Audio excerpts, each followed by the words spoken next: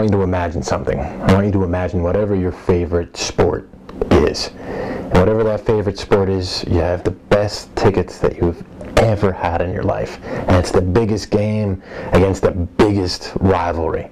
We have to make a couple assumptions that these are some of the best athletes in the world. So you're there, right? My favorite sport would be football. I'm there at the 50-yard line, excited about the game, fired up about the game. These greatest athletes are coming out. They're just about to kick the ball off. And then I notice something. Out in the playing field, there's a parked car. It's a pickup truck right on the 50-yard line. There's a dumpster on the 20. There's a pile of bricks over on the 30. There are messes all over this field. And yet the players just begin playing the game. Every now and then, crash, one of them will run into a dumpster and get knocked totally discombobulated. Right? Gets himself up, dusts himself off.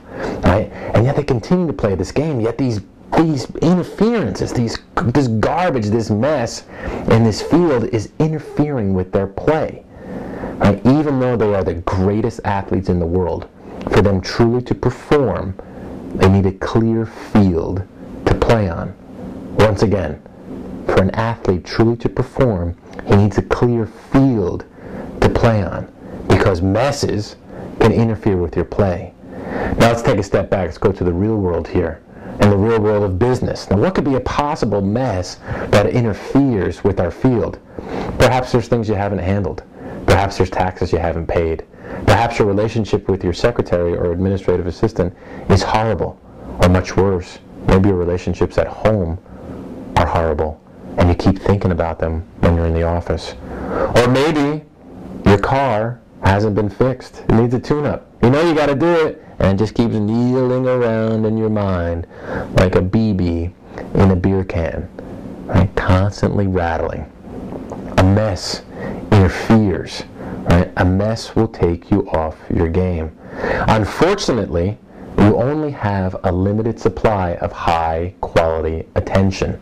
And if your attention is caught up in minor things, you're going to produce more of those minor things.